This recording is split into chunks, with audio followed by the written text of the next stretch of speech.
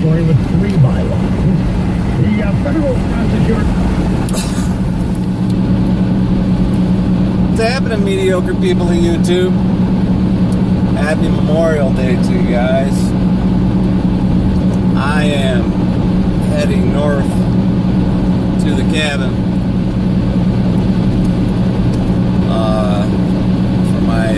especially for my Michigan viewers. I am on 127 north, way up where it turns into 75 mile per hour speed limit. And this drive, I've been on the road for, I don't know, an hour and a half or so now. And this drive, I realized that this is the most rest I've had since about the 1st of April.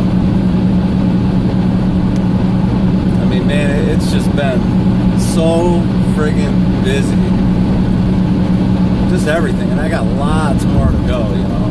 Like you guys saw, I put my outdrive back on, got the boat fired up. It needs to be cleaned and waxed, but more importantly, wow, there's about 10 bikes going southbound. This is the thing in Michigan, is everybody goes up north for the holiday weekend. People tend to go to the northern areas, rural areas, and they all, you know, people have cottages, and there's lots of lakes. So being Memorial Day, everybody is headed south. The whole rat race is going south. And I'm heading north, so I've got like clear sailing, you know, which is nice. But anyway, getting back to the boat, I have to get that bottom cleaned up, and I've got to wheel it out. Maybe you guys have some ideas. I mean, ideally, what I'd like to do is have it on somebody's hoist so that I could get up underneath it, wheel it out, and then, you know, hand wax it. But I don't know how that's going to happen. I've also thought about just taking it right off the trailer in the driveway and, you know, putting it on stands and laying up underneath it. You know, I can do some of it on the trailer, but the problem is when you get to the back where the rollers are that really hold a lot of the weight, there's no way for me to get in there even to hand wax it. So one way or the other, that's got to happen.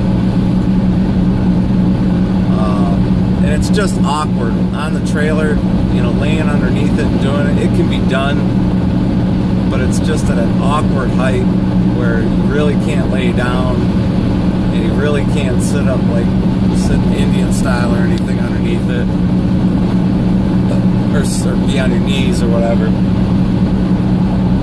mean, you run the trailer up and down as much as you can, you know, in the front, but you're always in an awkward position. And I mean, it needs, when I say it needs to be wheeled out, what I mean is it needs like a 3-step process where, you know, I'm using a cutter, you know, like I'll probably end up using my favorite, McGuire's heavy oxidation remover. And that needs to be done, and, you know, and then get that off, and then I'll wheel it with a glazed, you know, to wheel it out and really make it look nice. And then I always end it with Mother's California Gold, Carnugo wax.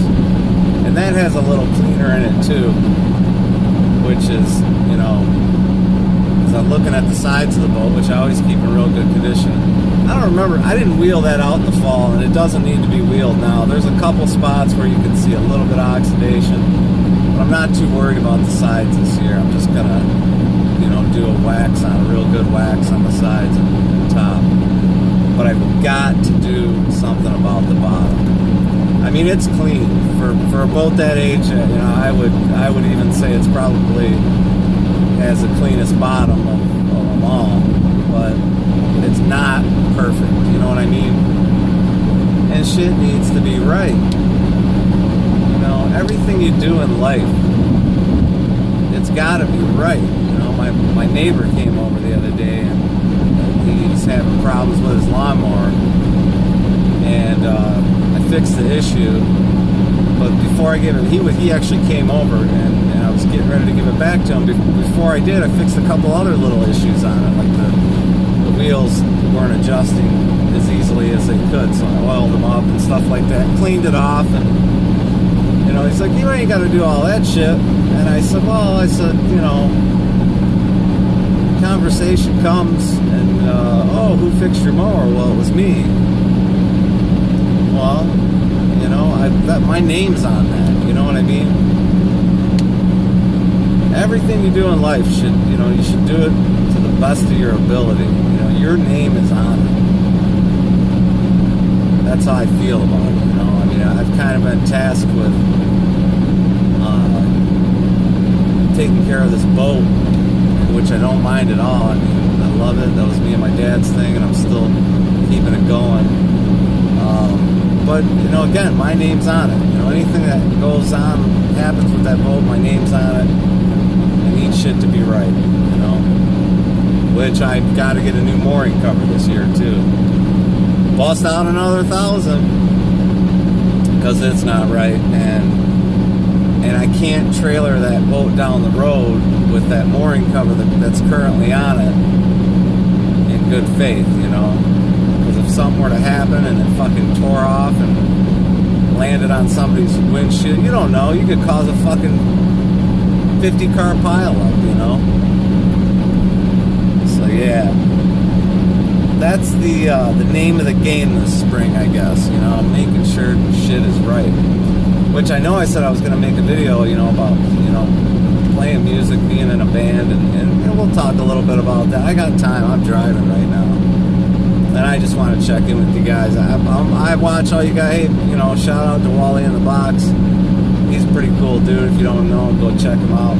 I know he's busier than heck this time of year. And he's holding a regular job, too. But yeah, I watch you guys, and I try to keep up with the people I subscribe to as much as I can. Usually it's on the fly. And then there's playing music, which is my true love. It really is. It's always been a part of my life. Since I can't remember a time in my life when really when music wasn't my all. I don't know if I mentioned in another video. When I was growing up, I grew up. My parents were real strict about everything. My father and my mom. It's a typical middle class American family. But when it came to music, that was yours. You listen to the type of music you listen to, and they didn't put any restrictions on that. They might not have agreed with it. They might have laughed at Motley Crue and Ozzy. Like I said, my dad, the reason I am a huge Waylon Jennings and Willie Nelson fan, outlaw country fan, just said, is because of my dad. My dad was a huge outlaw country fan. And, I grew up listening to all that shit. Hank Williams Jr. and Waylon. And so, yeah, that inspired me musically, too. Because, I picked up the guitar about 5 years old. I had an acoustic. I wish I still had it, because that was really my first guitar. It was a plastic guitar, and it was acoustic. But I had a picture of Willie Nelson on it with his braided hair. I remember that. It might even had plastic frets, but I played the heck out of that thing when I was like 5, 6 years old. I didn't know what I was doing, but I knew I loved it. And like I say, I think it was my 13th birthday when I finally got my first good electric guitar, and I still have it today. It still needs to be fucking painted, put back together, but I still have it today. And yeah, music's always been there, and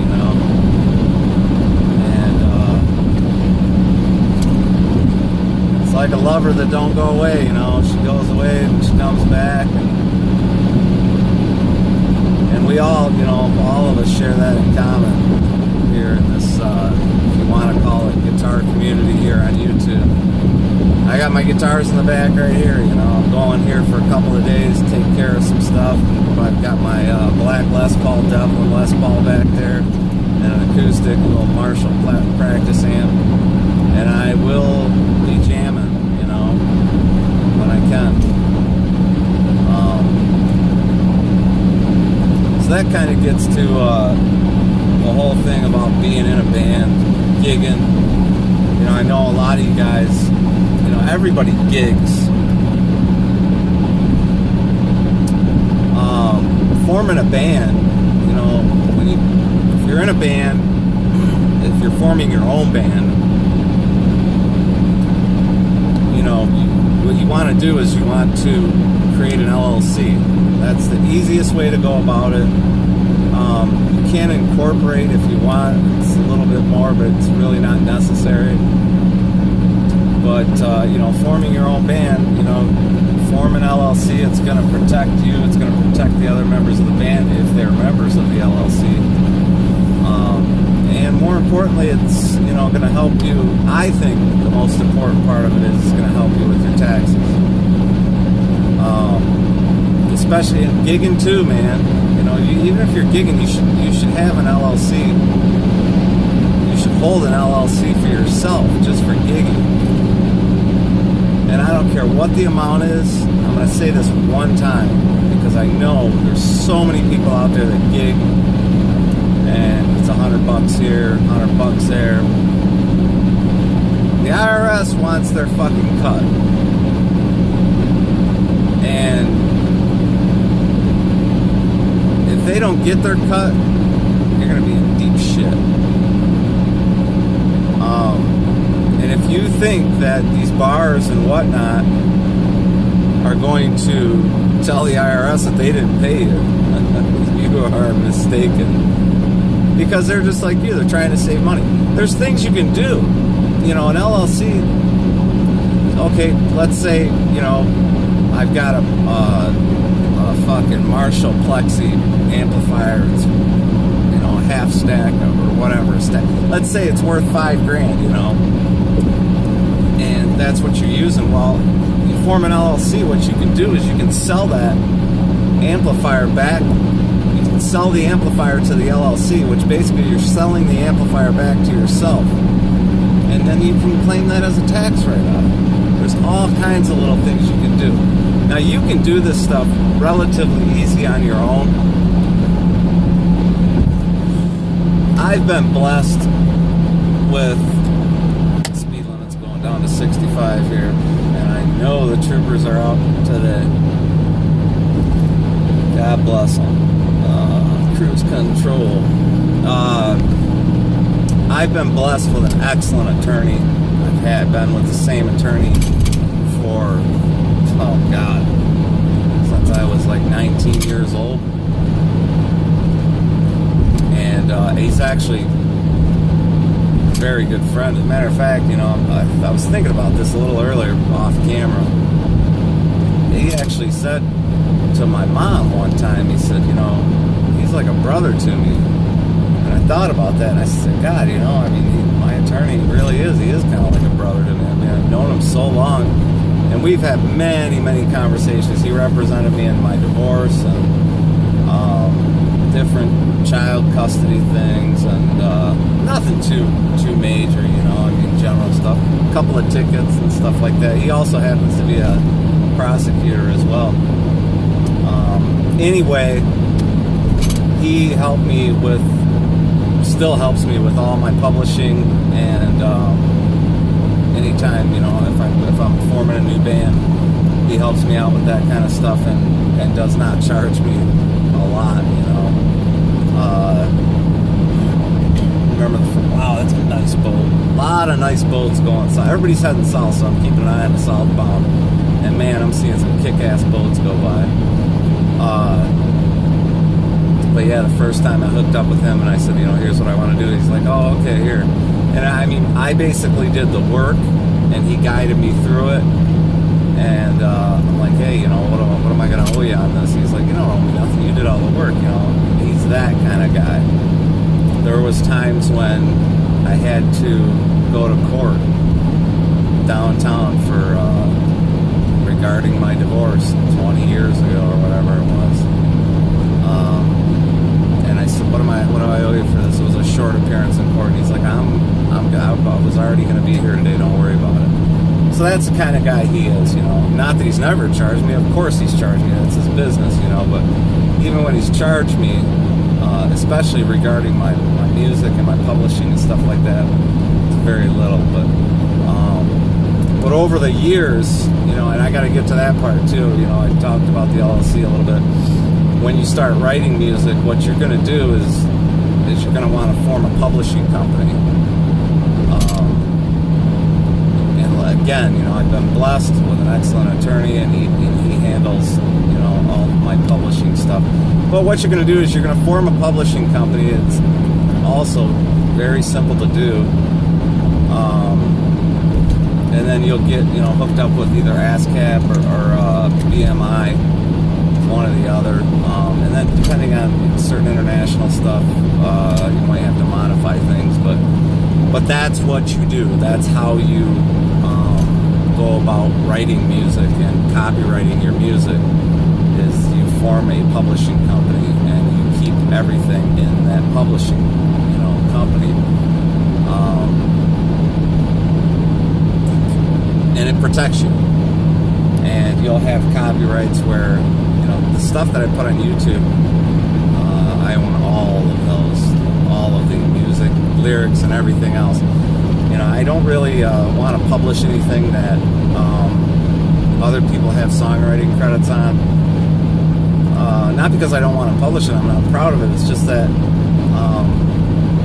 I would do it with whoever I was writing, whoever has a writing credit, or if I have a writing credit on another side, you know, if they gave me permission to do it or whatever. I don't know, it's not even a permission thing, it's kind of like poker, you know. There's a certain amount of integrity that's just expected from musicians, and normally it's never a problem. I mean, pretty much, there's only been a few dickheads that I've met in my years of fooling around with music. Most of the musicians that I have met have been some of the nicest people and are some of the nicest people that I've ever met. You know, a few dickheads there, here and there. I had an issue one time with a label that I got involved with,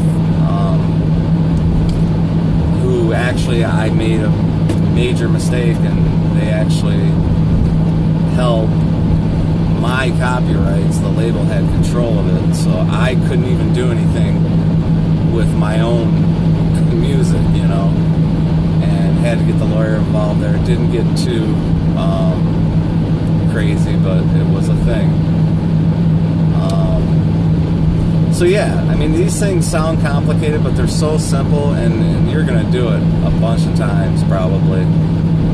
And you'll dissolve LLCs, you know, as things go on, because you know you're probably going to be in several different bands. I mean, that's just kind of how it works. And like I said, if you're just gigging, you know, you should form an LLC. And depending on whether there's a cool boat for sale, and depending on what you're doing, if you're writing your own music, you know, I would just do that for yourself. That's how I would start off. If you're thinking about, you know, gigging or forming a band and you're writing music, just go ahead and go through the process and get yourself an LLC, limited liability corporation, and open your publishing company. That way you're all set. You know what I mean? You don't have to, okay, we just, you know, now I'm in this band. And the big thing with bands, like I told you, these bars and stuff that you're playing for and wineries, if you think they're going to fucking say they didn't pay you, you are mistaken. Myself, I've never been in trouble with back taxes or anything like that. But I have known, and I know people right now, did the speed limit change or something? The semi-passing. I know it went down to 65. It used to be 55 through here. Thank God it's finally 65, but it might have changed back to 75 or something. And I I wasn't paying attention. Because I have a big fucking oil and propane truck passing me. I don't think it changed. Anyway, and you guys know I'm not going to edit that out, because I don't fucking edit this shit. Unless I want to get real creative. I've never been in trouble with back taxes. I've always claimed my income the proper way. I held down a real job for many, many years, and there's a state trooper too. Held down a real job for many, many years, and of course, paid my taxes through that. I had I'm gonna let this trooper pass me by.